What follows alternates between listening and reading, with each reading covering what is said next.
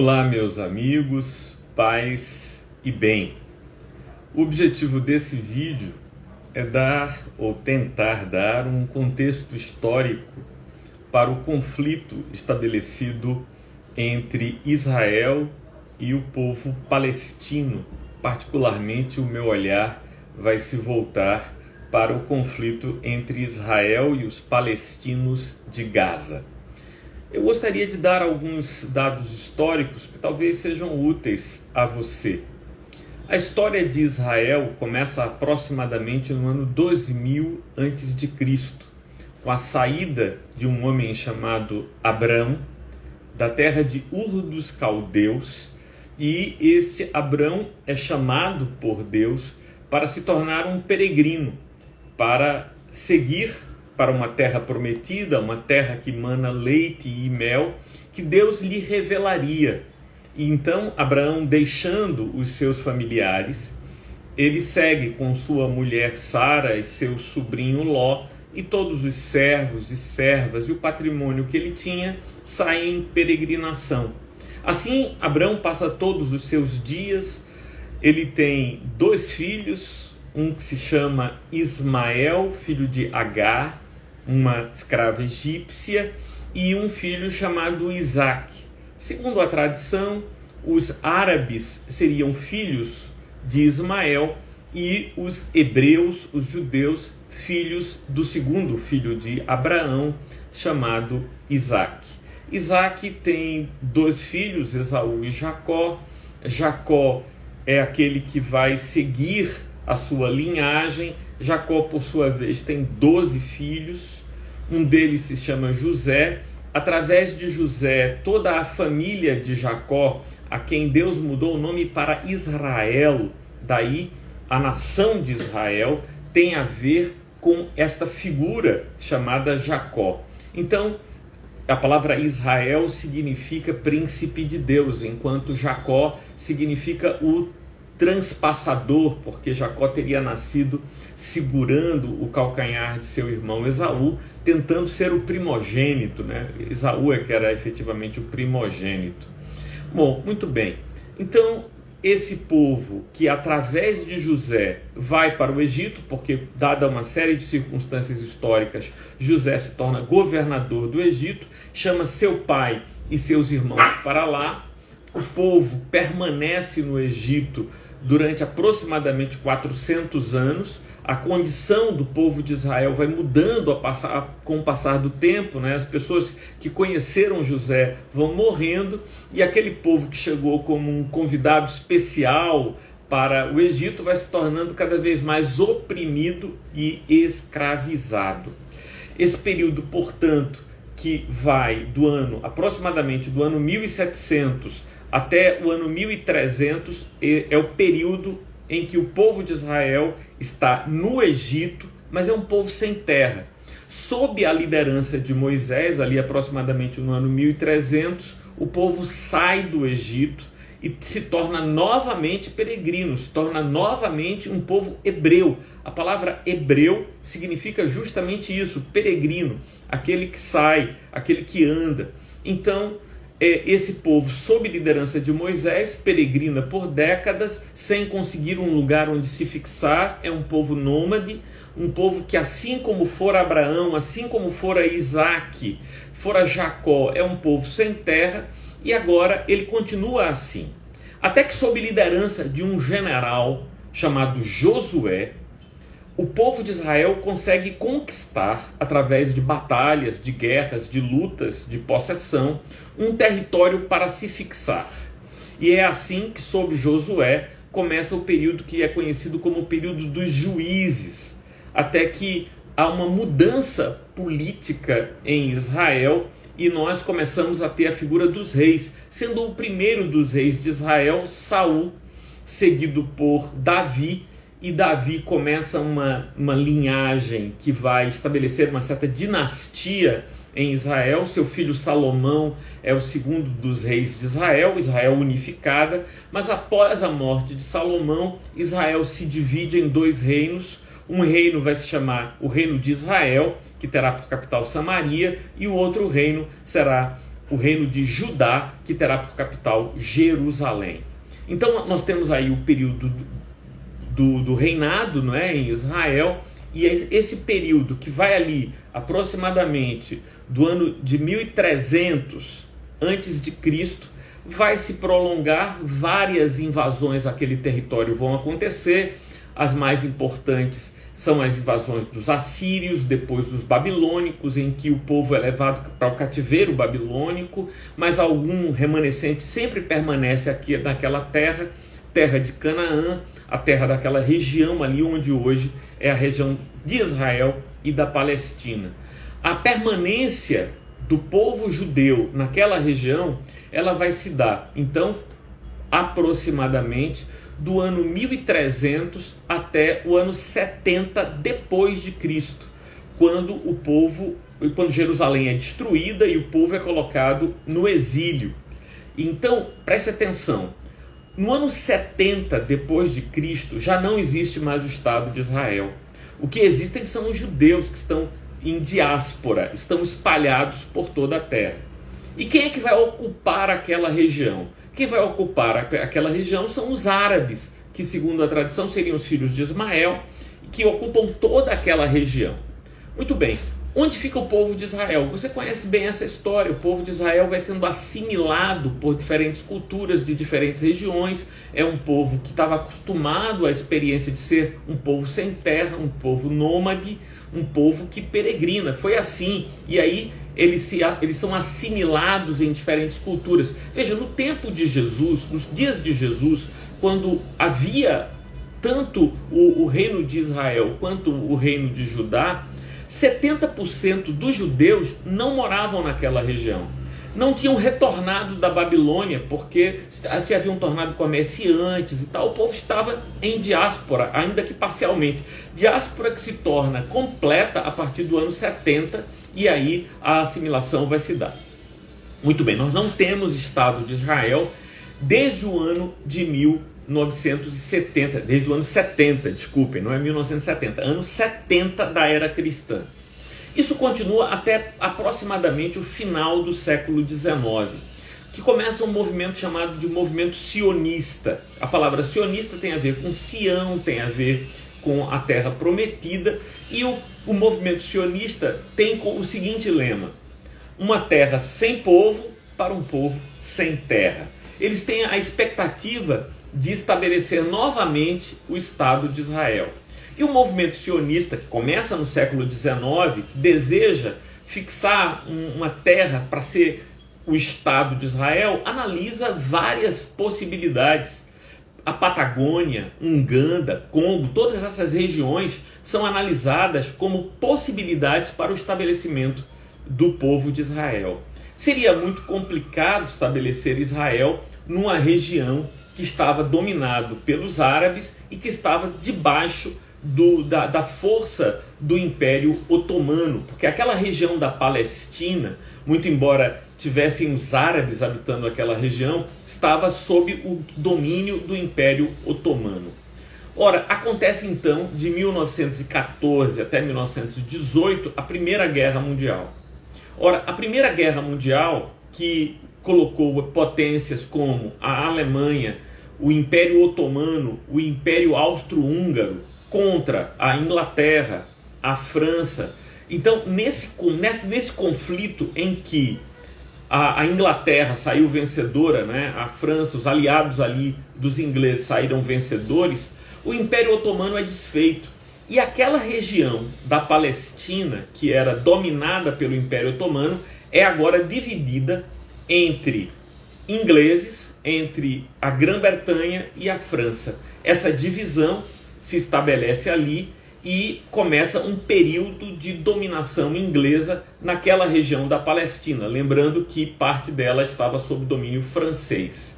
Então, depois da Primeira Guerra Mundial, começa-se a ventilar a possibilidade, animada pelos ingleses, de que a Palestina fosse ocupada e ali fosse o espaço do Estado de Israel. É bem verdade que a ocupação daquela região pelo movimento sionista, pelos judeus sionistas, já havia começado desde os primeiros anos desde os primeiros anos do século, né? Do século XX. E como é que aconteceu essa ocupação? Era uma ocupação que se dava através de uma estratégia de ocupação que tinha a ver com os kibbutz, que significa fazenda. O kibbutzim no plural, né? O que é um kibbutz? Era uma fazenda comunitária que o espaço era comprado com recursos dos palestinos, e a estratégia de Israel era uma ocupação baseada em comércio. Em que sentido? É uma ocupação que se dava comprando áreas onde se estabeleciam fazendas comunitárias. Essa fazenda não pertencia a A e B, era uma espécie de comuna, muito interessante, porque os primeiros sionistas são figuras de esquerda. São figuras de esquerda. A mentalidade é uma mentalidade socialista. Depois é que a gente vai ter uma transformação radical disso. Mas, no início do século XX, a mentalidade que levou à compra, à aquisição das fazendas e o estabelecimento dos primeiros kibbutzim lá no Estado de Israel tinha essa lógica. Muito bem, eles se estabelecem ali. Depois da Primeira Guerra Mundial, existe essa sinalização da Grã-Bretanha no sentido de ceder o território para que se fixe ali o Estado de Israel. Mas observe, aquele Estado não está desocupado, aquela região não está desocupada. Pelo contrário, ela é ocupada pelos palestinos. Até que acontece a Segunda Guerra Mundial. Mais uma vez a Grã-Bretanha sai vencedora, mas aquele colonialismo que fez da Grã-Bretanha o maior império do mundo, o império onde o sol nunca se punha, porque havia sempre algum lugar em que dentro da vasta região, do vasto território da Grã-Bretanha, onde fosse dia, porque nenhum fuso horário era capaz de impedir esse tamanho. A maior força colonialista do século XIX. Para você ter uma ideia, a Índia estava sobre a Grã-Bretanha, né? A África do Sul estava sobre a Grã-Bretanha. Então, a Grã-Bretanha, ela é o grande poderio colonialista do século XIX e está também na Palestina. Mas o colonialismo começa a claudicar. Você vai lembrar os movimentos de libertação na África. A Índia, sob a grande liderança de Mahatma Gandhi, também vai buscar a sua libertação depois da Segunda Guerra Mundial. Então, também há um movimento de libertação. A Segunda Guerra Mundial vai de 1939 até 1945. Em 1946 começam as discussões nas Nações Unidas, né, a formação das Nações Unidas. E em 1947, essa data é importante, existe uma decisão das Nações Unidas de criar o Estado de Israel e criar um Estado palestino. Então, a decisão de 1947 é criar dois estados naquela região. Um estado seria o Estado de Israel e um outro estado seria um estado dos palestinos, né? A Palestina seria então criada. Em 1948, a decisão é tomada, cria-se o Estado de Israel. Agora, observe, cria-se o Estado, a ONU, em uma reunião, os burocratas da ONU, em uma reunião, criam o Estado de Israel. Mas o Estado de Israel existe no papel, como é que faz para colocar o Estado de Israel naquela região? Ora, os ingleses dizem não, aquela região é protetorado inglês, nós cedemos o espaço para criar o Estado de Israel. Meus amigos, os palestinos estavam lá buscando a sua independência, assim como os indianos buscaram a sua independência, assim como os africanos buscaram a sua independência. Os palestinos queriam ser livres, porque haviam sido dominados pelo Império Otomano. Depois do Império Otomano foram dominados pelo Império Inglês. Eles queriam a liberdade. Eles queriam a emancipação. Eles não queriam o estabelecimento de um Estado alienígena, que é o Estado de Israel. E alguém pode dizer, mas Martorelli, eles não foram expulsos no ano 70? Foram expulsos pelos romanos.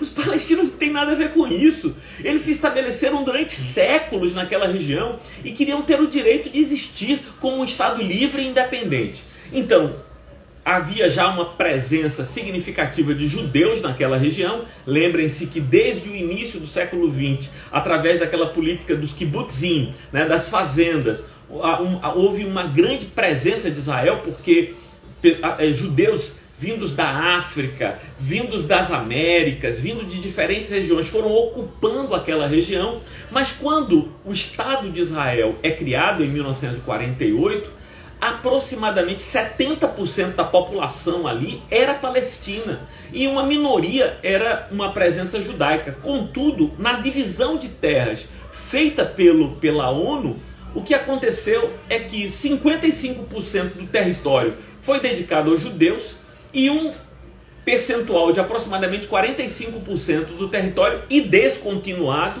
né, porque ficaria a região da Cisjordânia e a região de Gaza para a fixação do Estado palestino. Quando eu digo descontinuado, significa duas regiões diferentes. Bom, o Estado de Israel é fixado ali em 1948 e imediatamente começa uma guerra entre judeus e palestinos. Por quê? Porque os palestinos não queriam o Estado de Israel ali. Eles foram forçados a aceitar. Essa guerra ela é perdida pelos palestinos e o Estado de Israel se estabelece. O Estado de Israel, veja, chega ali com uma política de compra de territórios, mas agora já tem um exército, uma luta armada financiada principalmente pelos Estados Unidos.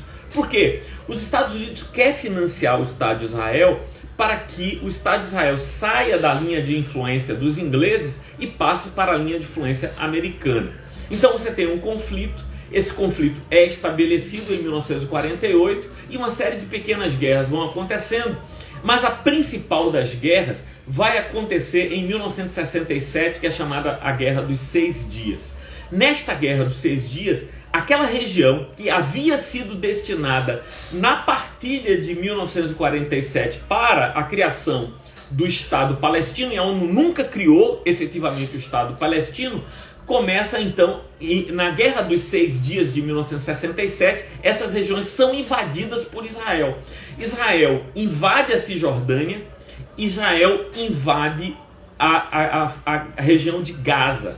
A Cisjordânia, que era protegida pela Jordânia, e Gaza, que era protegida pelo Egito, como áreas destinadas à fixação do Estado palestino, são ocupados por Israel em 1967. Então, Gaza, que era uma região de presença palestina, se torna colônia de Israel. Então é preciso que você entenda agora. Vamos prestar atenção.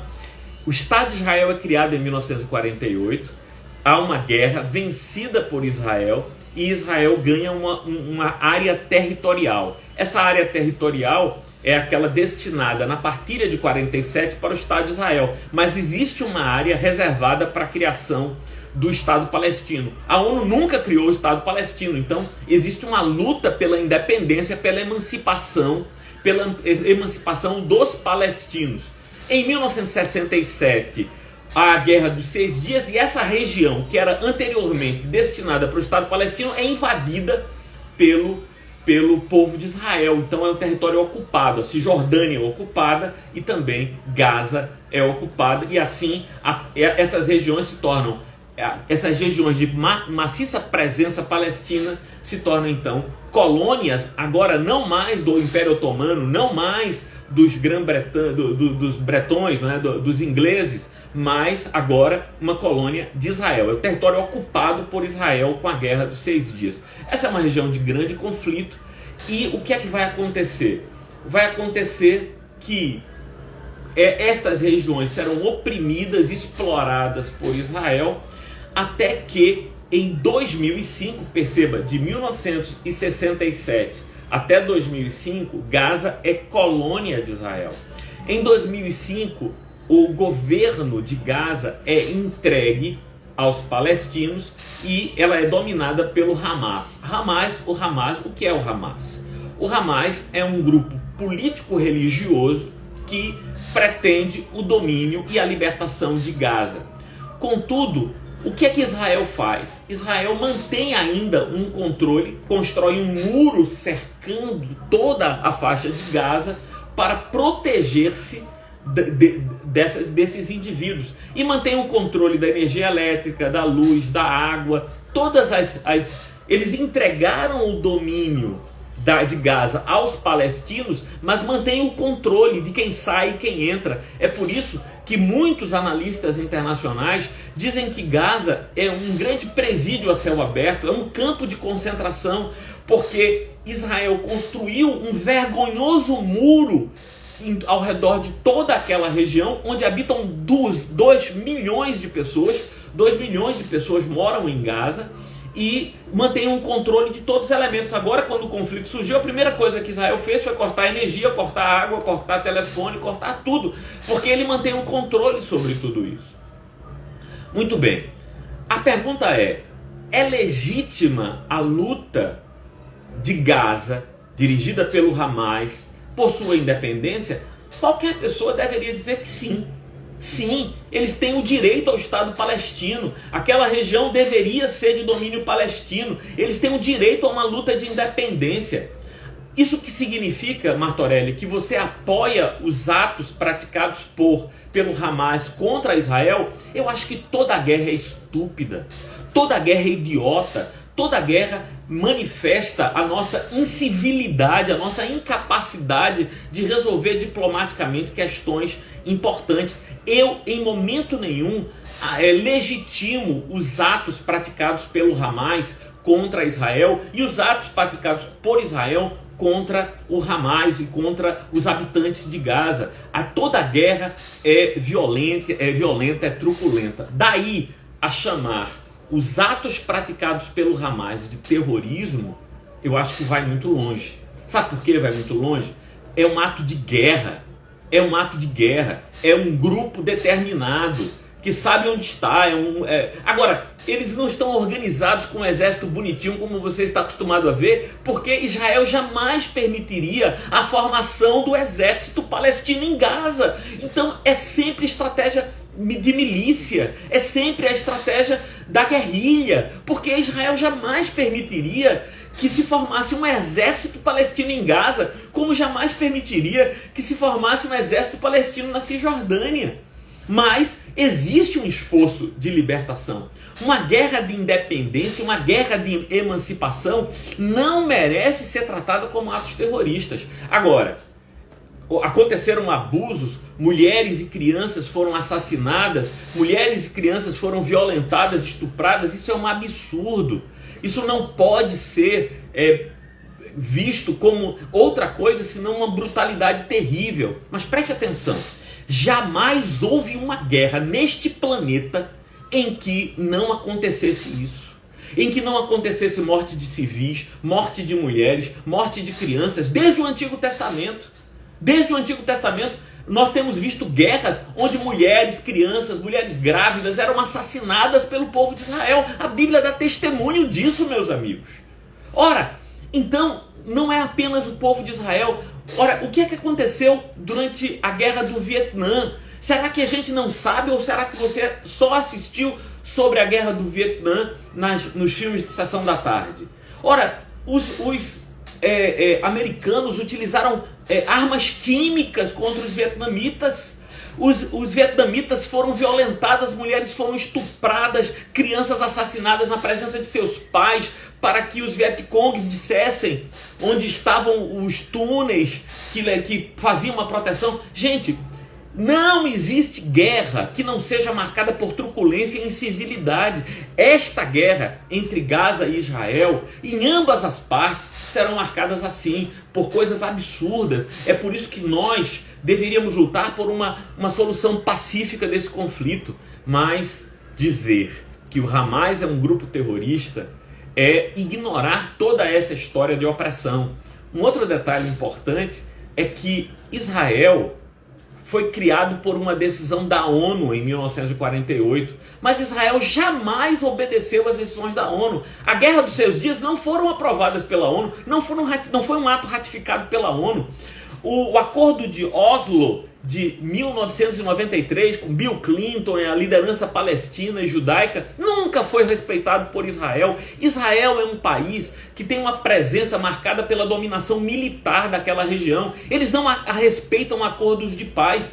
Quando se diz que o estatuto do Hamas é a destruição do Estado de Israel, por uma razão simples. Veja, não é a morte de todos os judeus.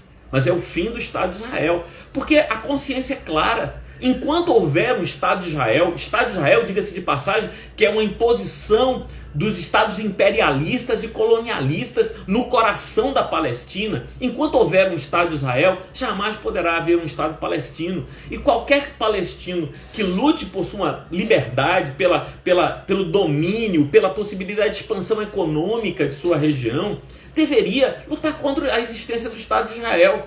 Porque a existência do Estado de Israel, como eu já disse inúmeras vezes, é uma imposição dos estados imperialistas contra os palestinos.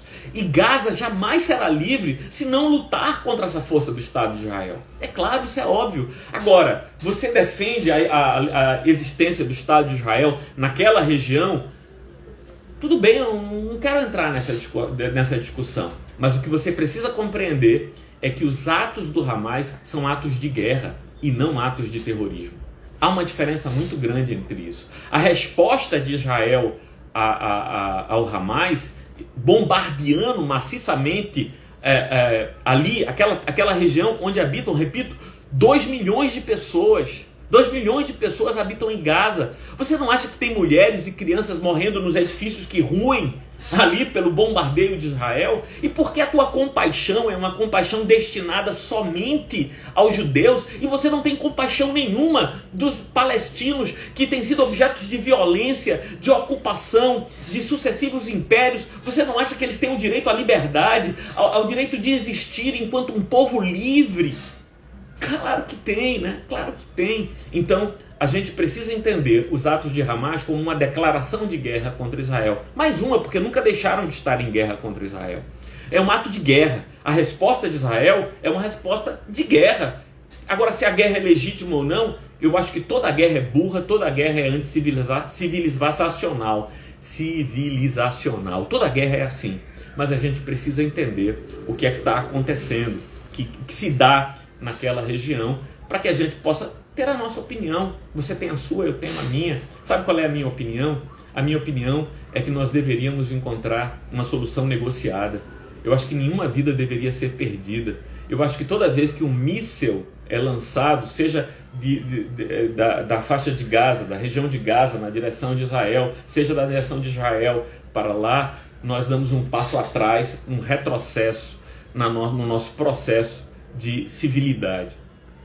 Tudo isso é lamentável, a morte de civis e de soldados, tudo isso é lamentável, tudo isso poderia ser evitado. E não é evitado porque os velhos continuam gananciosos, mandando os jovens para morrer em guerras sem sentido e sem razão. Que Deus nos ilumine, que Deus nos ajude a superar tudo isso e a encontrar caminhos de paz, porque paz não tem havido desde a chegada dos judeus em 1948 até hoje. Eles são forças opressoras contra os palestinos. E eu espero que pelo menos alguns dos meus ouvintes neste vídeo sejam sensibilizados em favor de um povo que merece ter seu Estado, que merece ter trabalho, progresso, ter economia, ter liberdades que são essenciais para todos nós. Paz e bem.